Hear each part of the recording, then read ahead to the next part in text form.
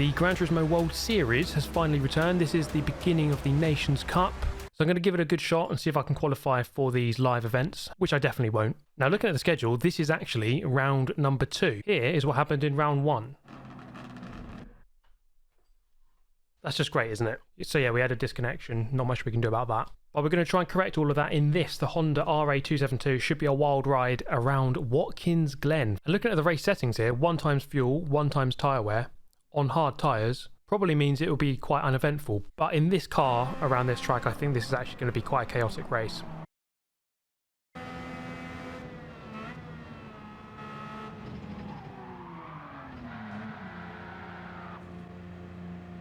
Now, what you just saw there was my hilariously bad attempt to have a solid warm-up.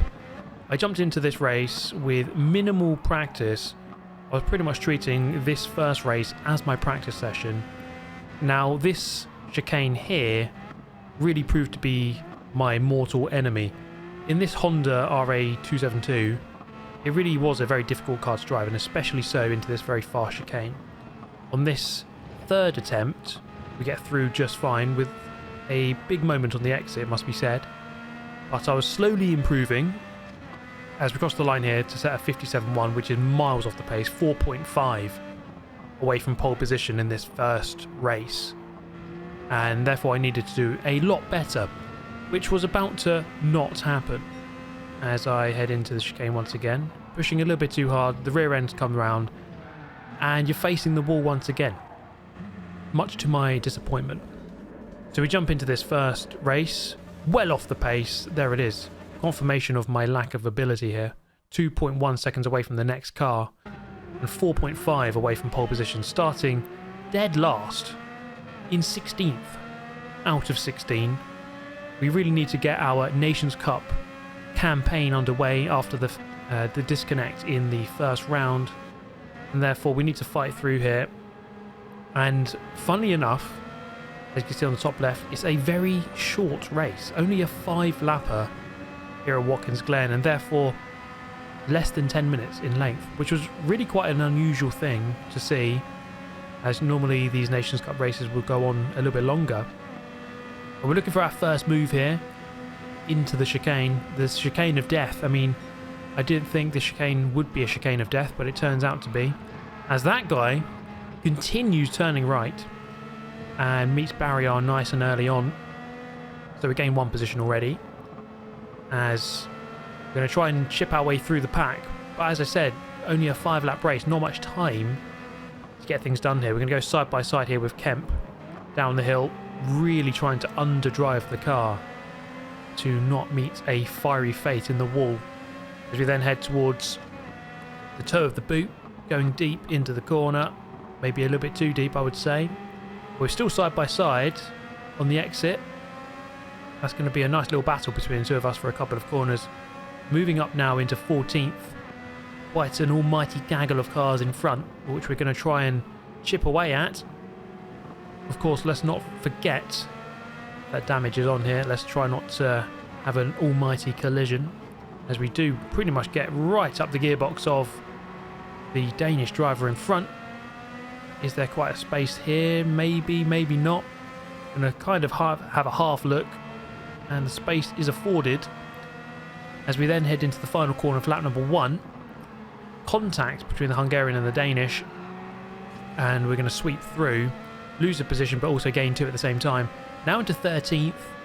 I suppose that's a solid return. I mean, if I just qualified better, then I should be much towards the front, but this is, well, it's my own undoing really, and I suppose it shows why you must practice beforehand. In these Nations Cup races, I think it's quite clear that a lot of people have put a lot more time into practicing and getting their driver rating up and just getting better at the game, whereas I've kind of not been doing those things, and that is kind of displayed here with this result. Now, Sniper Face 83 there with the kind of the triple block on Kemp going into the chicane. I was looking at that, I was thinking, Kemp's probably not too happy with that, but he is ahead now, so it probably doesn't matter too much. The Sniper Face 83 looks for that return move. We're going to put it alongside him now into the downhill section. Braking before the 200 board. I think there's a bit of contact there. Sniper Face runs him a little bit wide. Kemp is not going to be happy at all, and I could tell by the body language here that something pretty bad was going to happen. Sniper face 83 was going to be run wide into the wall. It's quite clear what was going to happen there. And there he goes, scraping along the side of barrier and losing position. Up into 12th we go. And so, not the most ideal race, you know, starting from the back, having to fight through with minimal time to do it. But as I've touched upon a couple of times, this is pretty much my practice. The fact that I've made it 3 laps, can we make it 4? Someone else has a bit of an accident. So now 4 times in a row without crashing and dying of death through the chicane of death. So that's, I mean, that is a success in itself. I've managed to do that. So my Gran Turismo skills very rusty at the moment. You might have noticed I've not posted as much in the last, let's say, 9 to 10 days, as I was away in the Nürburgring for about 10 days, and therefore it was quite tricky to create content whilst you're away. Going to try and get back on it though. We find ourselves now in 11th with just over a lap to go. Can we go about getting inside the top 10? Looking quite close as Kemp there goes up the inside of the German, late on the brakes, carrying the speed into the corner. Side by side they go. Is Kemp there going to be able to get this move done on the outside? Not quite, almost into the back of him, but we just keep clear for the time being, and it's looking like 9th position is going to be about as good as we could possibly get here, with 8th place quite clear at this moment in time. Heading into the final corner on the outside, we're going to have to kind of come back for the old switcheroo as Crofty goes absolutely wild in the commentary box. Side by side then, coming down in towards turn number 1. We're going to brake quite late here and really carry the speed as best as possible through the first corner. Up into 10th. I mean, again, it's not great an overall result, but when we bear everything in mind, I've had minimal practice, started last, and there's only 5 laps, then I suppose, given all the circumstances, it's not the worst result in the world. But we still have one more attempt here at the chicane, and we could ruin it completely for ourselves. Let's have a look. We got it done just fine. So cancel the fact that it's called the chicane of death. It is no longer the chicane of death, at least not for me. Looking up in front, looked like someone goes very wide there onto the grass, and I was thinking 10th would be the best position I can get. But no, it's going to be 9th now as we move up one. And this guy did give me a bit of pressure here for the last couple of corners. But fortunately enough, I was able to remain calm, keep my cool, and bring the car home in a, I guess, semi-respectable 9th. It was probably the best I could do there. Why was that only a 9-minute race? That makes no sense for a Nations Cup actual championship. It's clear what we need to fix. Well, race pace and qualifying, so basically everything. In order to fix those things, I felt like jumping into a little bit of a practice session here just to get some consistency down. As you can see from the lap times there, 53.4 after a 53.8 on the first lap. Just really trying to get the braking zones right and the gearing as well. This car is actually very difficult to drive, even through these S's up here. This is normally, like, let's say in a Group 3 car, very easy sequence, but in this car it is right on the edge. You could just about do it flat, and then of course the chicane, really tricky. You really had to get the car stopped in a straight line ideally. After this session here, feeling a lot more comfortable, a lot more consistent, with yet another 53.4 in the books. Okay guys, here we go, slot number 2. Let's try and have a proper race, and I think the main thing, qualifying, let's get that right.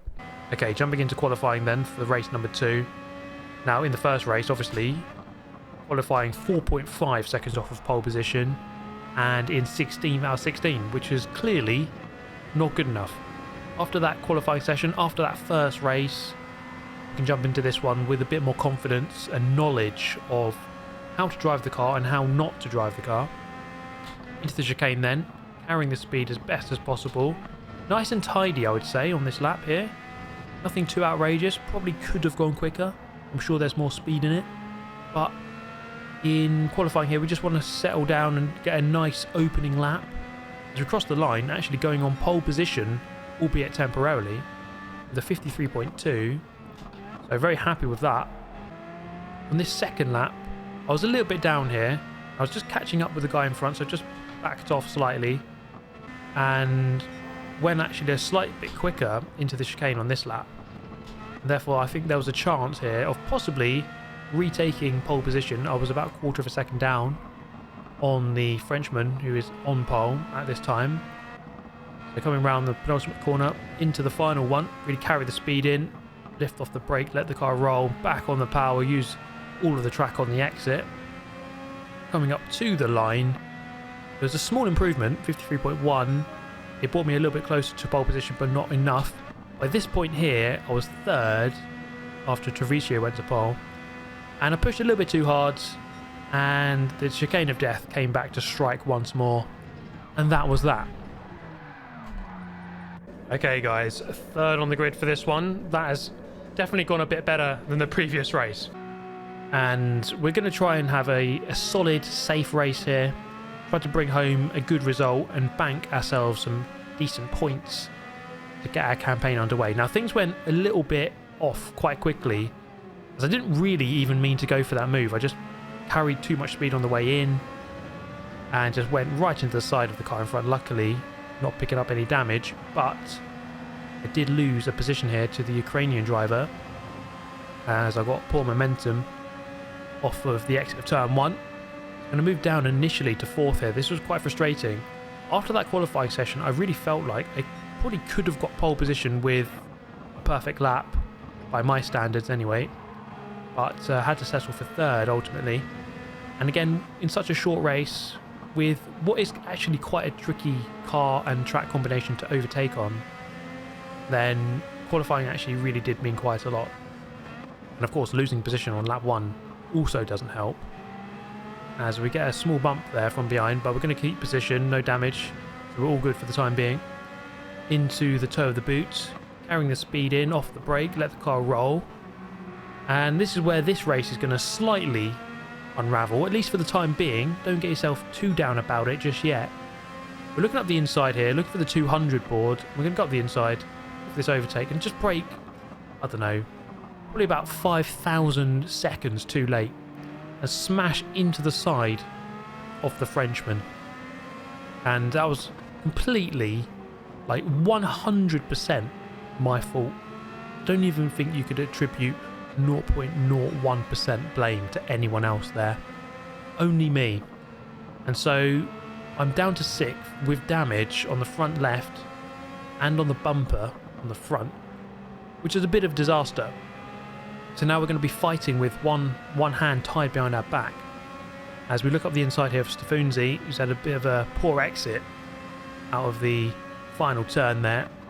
Going to hold the inside line and reclaim 5th position. I think there's a bit of contact in the background there. I see someone spinning on the radar. Oh, we moved back to 5th with some damage. This race isn't over yet though. Let's see what we can recover and achieve. And we're looking, I suppose, in these kinds of races, I think I ought to be getting more than 300 points, I would say. But after looking at a lot of people's driver ratings recently, I think a lot of people have actually really increased their driver rating quite a lot. And I've been left behind a little bit. So often the maximum points I can fight for is just below 300, even if I win the race. Look for the inside here, not quite going to happen against the Swiss driver. In fact, it is, because he just drives really wide, pretty much forgets to turn left into a left-hander, which is the suboptimal strategy. We're going to go defensive here just to cover him off. He had a bit of a run there, as we're going to try and settle into this position. The damage doesn't seem to be affecting the car too badly. So yeah, I mean, it must be having some effect, but it doesn't seem to be the worst thing in the world. And so we can definitely fight here and have something of a decent result. Currently now in 4th. 2nd and 3rd they're quite close. The Ukrainian drivers moved up into 2nd. The Frenchman there, presumably with a hefty amount of damage after the collision, which was again, entirely my fault. Just a lack of, I would say, sharpness on the game at the moment, at the time being. And definitely need to do some more online races, I think, in Gran Turismo, just to sharpen up a little bit and get back in the groove of playing this game a lot more often. Down here towards turn 1, lap number 3. Are we gaining? I think the gap's just remaining just over a second here to those cars in front. And it remains a race of survival as we head through the S's, really trying to turn in just at the end of the curb on the right, get that car turned in to that second apex. And we're going to get slipstreamed here up to the chicane. Swiss driver definitely has a run once more, and I think that's where I'm feeling the damage the most on the straight lines. A lack of top end speed. So fortunate enough, the Swiss driver there could have really gone for the move, just decided to hang back for the time being and work together with me. Are we gaining on the cars in front? Not really. The gap is still 1.2. Although it looked like they're taking some different lines up in front. And in fact, that has happened. The gap is down to 0.9, so we gained like 2 tenths, 3 tenths through that corner. There's absolutely a chance here of getting back into this battle. Second place leader there is beginning to pull clear, and would have been very happy to see me smash into second place on the first lap and give us both damage. Made his life a lot easier in the lead. So still a nice lap here, nice solid lap. 2 more to go. It's a very strange race, it must be said. I said it earlier, but Polyphony deciding that this race should only be a 5-lapper with 1 times tyre wear and 1 times fuel. So it's a very quick sprint, which is something a little bit different, I suppose. Why not? I mean, why not have a race like this? As the Ukrainian, oh my goodness, I think he got his left wheels onto the grass, over-rotated, and had a nose kiss with barrier. Beautiful stuff. As we set the fastest lap of the race, albeit temporarily, as someone behind goes slightly quicker. But that gives us some confidence that we are doing some of the right things here. Certainly quicker than first and second, at least on that previous lap. And so we could potentially gain this second place. It might be a bit morally dubious to do that, given that I smashed into him earlier. But I would say that at least the positions have kind of reset, and we're back to where we were at the start. As we head through the chicane, we've got that down a lot better now, and I think practice is key here. I mean, you'll notice a lot of these races, people are putting in 1 or 2 or 3 or even more race simulations before the actual race. So people are knowing really how to run these races well before they actually even happen. And so if you're going into that first race without any practice, you're at a big disadvantage, I would say. And I mean, I should take my own advice, because I didn't really do any of my own practice other than about 1 lap in a warm-up, which is barely anything. So gaining on the car in front. But what I must say as well is the cars behind are ominously close and therefore should not be discounted at this late stage of the race. Gap down to 0.7 to the Frenchman in second. It's actually down to 3.2 to the leader. And so even with this damage, I feel like I was probably quicker than the leader if I just, sorted my life out and actually driven properly and not driven into the side of my rivals and given myself damage. Into the final corner, lap number 4. A little bit late on the brakes, holding the brake a little bit too long. While we're certainly under pressure now, I would say this is more of a defensive race now than it is an offensive one. Crossing the line 54.8, a half a second off what we did on the previous lap. In fact, the guy behind, 53.9, the Swiss driver, fastest lap of the race. Car just coming out of the pit lane there, interestingly. Fortunately enough, not going to affect us. But I do have pressure now from 2 different cars, Frenchman and a Swiss driver. So this final lap is going to be quite tricky to navigate. As we head towards the chicane, I'm going to move over to the right hand side, go defensive. Is he going to go for it around the outside? He's going to hold it and just backs out at the last moment, which was probably a wise decision. That could have ended horrifically, although that Swiss driver has lost a position, it must be said. And now the attack now comes from the Frenchman instead. As we head down the hill, car with a bit of a moment there. This car, it must be said, it was really tricky to get to grips with. It has a very strange handling model. The way that it rotates is incredibly strange.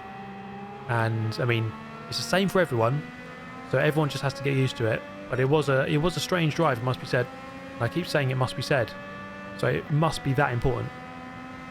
Braking down here into the 4th to last corner. Just a couple remain, but well, 3 more remain.